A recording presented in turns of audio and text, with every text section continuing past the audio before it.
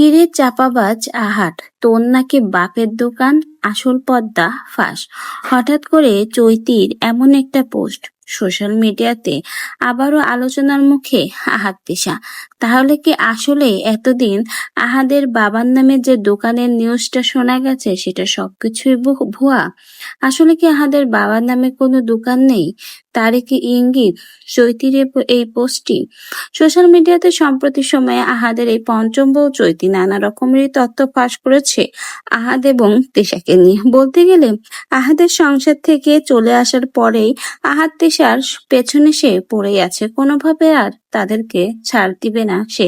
যেহেতু তার এবং তার ছেলের জীবনটা নষ্ট করেছে, তার শাস্তি নাকি সে দিয়েই ছাড়বে। এমনকি তিশার উপরেও প্রচুর পরিমাণ ক্ষেপে রয়েছে চৈতি। তিশা তাকে পতিতা বলেছে, আর তার জন্য সোশ্যাল মিডিয়াতে আজকে তার নামে একটা অপবাদ রটে গেছে।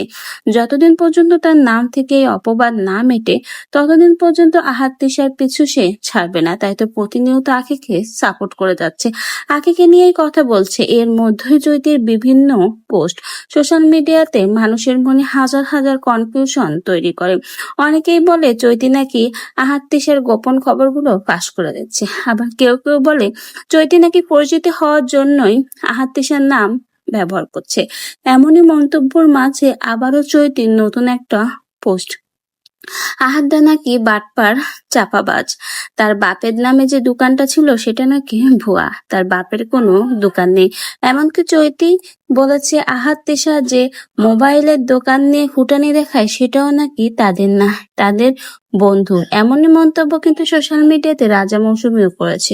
তো ভিউয়ার্স, আপনাদের এই চৈতির পোস্ট দেখে কি মনে হয়? আসলেই কি আহাদের বাবার নামে কোনো দোকান নেই? এতদিন যে সোশ্যাল মিডিয়াতে দোকান নিয়ে কথা বলেছে সবকিছুই কি মিথ্যে?